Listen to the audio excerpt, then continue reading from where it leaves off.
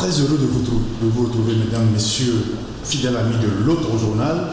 Une nouvelle semaine, une nouvelle émission. Aujourd'hui, nous recevons pour vous un acteur politique, un des leaders de l'opposition togolaise. Son parti a refusé de participer aux élections au Togo dans le contexte actuel, même si certains ne jurent que par ces élections, pour se tailler une place au soleil. Son credo, la démocratie d'abord, les élections après. Parce que pour lui, aucune élection n'est possible au Togo où les institutions de la République sont inféodées à un régime cinquantenaire qui régente le pays. Il faut sauter les verrous, comme on dit dans certains milieux, pour rendre au peuple togolais sa souveraineté. Mesdames, messieurs, fidèles amis de l'autre journal, nous recevons pour vous aujourd'hui M. Nathaniel Olympio. Il est président du Parti des Togolais.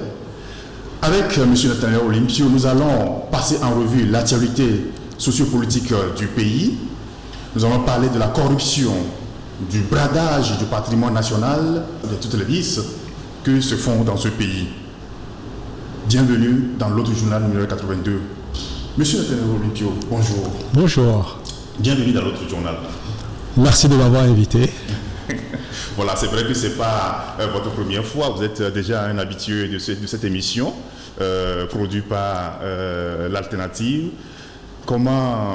Une nouvelle fois encore, comment vous vous sentez dans cette émission? Je pense que vous avez le mérite d'offrir un plateau qui permet d'exprimer, de partager ses idées et que cela se fait sans contrainte et sans censure surtout. Ce qui n'est pas toujours le cas partout. Et donc, c'est avec plaisir que j'aime partager avec vos auditeurs, vos téléspectateurs, les convictions qui sont les miennes. Et j'espère que cette émission nous permettra encore de faire connaître ce que nous pensons de la lutte au Togo, ce que nous pensons de la politique au Togo, et surtout ce que nous pensons préconisé pour que la lutte que les Togolais mènent depuis quelques décennies puisse porter des fruits. Voilà. Bon, en tout cas, c'est un plaisir pour nous de vous recevoir encore une fois dans cette émission, l'autre journal. Bienvenue.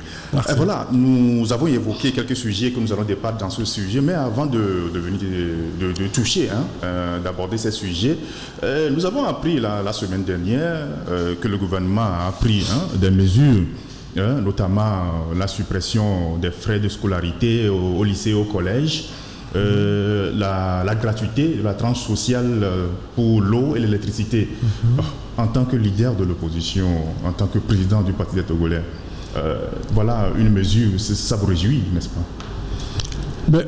Je pense que toutes les familles qui vont bénéficier, et même ponctuellement, parce que je crois que c'est une mesure pour cette année, et pour ce qui concerne la scolarité, et pour le mois d'août, pour ce qui concerne l'électricité.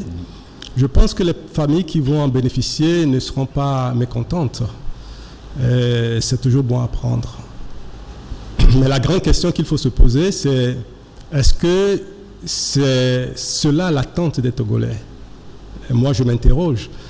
Parce que quand on est dans un environnement qui ne permet pas que des mesures, quand elles sont bonnes, puissent porter les fruits comme il se doit, quand l'environnement n'est donc pas propice, quelle que soit la qualité de l'idée, quelle que soit la qualité de la mesure, ça ne porte pas les fruits tels que ça devrait l'être. Je vous dirais simplement, par exemple, que lorsque la mesure de fermeture des frontières a été prise, c'était dans le cadre de la lutte contre la pandémie de la Covid-19.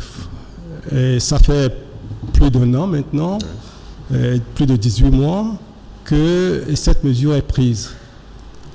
Mais à côté de ça, on a vu se développer tout un ensemble de comportements sur les frontières qui ne permettent pas à cette mesure d'être efficace. Donc, pour revenir plus précisément à la question de la scolarité, moi j'ai souvenir qu'il y a quelques années, on avait également évoqué la gratuité de l'école pour le niveau primaire, si je ne m'abuse. après cela, nous avons entendu des parents d'élèves qui se sont plaints que, après la suppression des frais de scolarité, eh bien, ce qu'on leur demandait à l'école à payer était même au-delà des frais de scolarité qu'ils payaient. Donc, il y a toujours cette dimension perversion de la mesure qui fait que l'effet attendu n'est pas toujours au rendez-vous. Et vous savez, dans le cadre de la Covid-19, beaucoup de mesures restrictives ont été prises au niveau économique qui ont pénalisé beaucoup de gens. Moi, j'ai constaté que toutes les mesures d'accompagnement que le gouvernement a prises, toutes ces mesures-là n'ont pas été suffisamment ciblées les personnes les plus concernées. On a pris des mesures générales, on a distribué dans des conditions un peu contestables à cause de la nécessité de présenter une carte d'électeur pour bénéficier du programme Novici par exemple. Mais ce programme Novici a été fait de manière un peu comme un filet qu'on lance et ceux qui rentrent dans le filet, eh bien, ce sont eux qui en bénéficient. Je n'ai pas l'impression qu'une étude sérieuse a été faite pour déterminer les gens qui ont été impactés le plus par les mesures prises dans le cadre de la riposte contre Covid-19.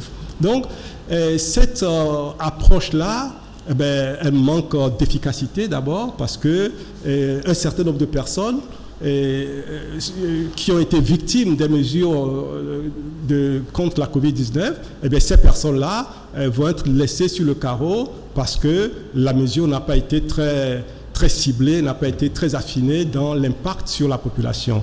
Et en plus, cette question de présentation de cartes d'électeurs, c'est discriminatoire et il y a des gens qui ont été impactés par les mesures restrictives, mais qui n'ont pas pu bénéficier simplement parce qu'ils n'avaient pas de carte d'électeur. Donc, je pense que le plus important n'est pas la mesure, même si elle est, je veux dire, spectaculaire pour notre environnement, parce qu'on n'est pas très habitué à ça, eh bien, le résultat au final n'est pas toujours un résultat à la hauteur de ce que la mesure elle-même aurait pu apporter, à cause des déperditions, à cause des travers et de la manière dont les gens contournent certaines mesures.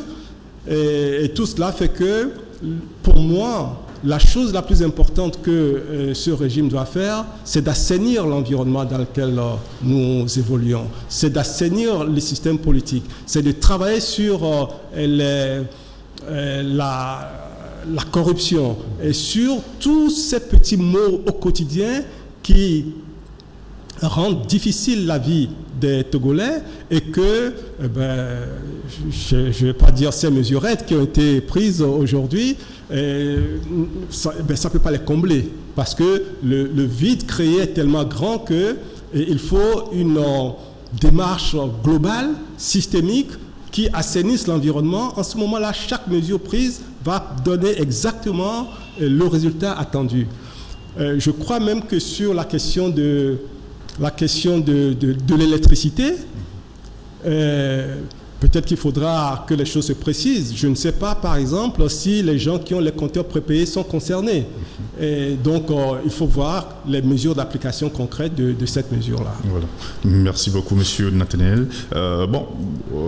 Ces mesures-là, déjà, certaines populations, certains esprits éclairés commencent par critiquer, porter des critiques sur ces mesures. Parce que quand on dit que quand on parle de la gratuité de la scolarité au Togo, bon, on sait que les établissements publics aujourd'hui, c'est sur ces écolages-là qu'ils arrivent à payer les EV, les enseignants volontaires et tout. Mais maintenant, aujourd'hui, quand on supprime ça cette année, comment est-ce qu'ils vont s'en sortir? Est-ce que le gouvernement a pris des mesures pour compenser cela? Quand on parle de la tranche sociale, M. Nathaniel Olympio, sur l'électricité et l'eau, on a des locataires dans les maisons aujourd'hui. Est-ce que la tranche sociale comprend ce que c'est? Ou bien c'est le propriétaire de maison avec la facture qui bénéficiera de cette tranche sociale? Merci d'avoir nous avoir éclairé sur ces questions.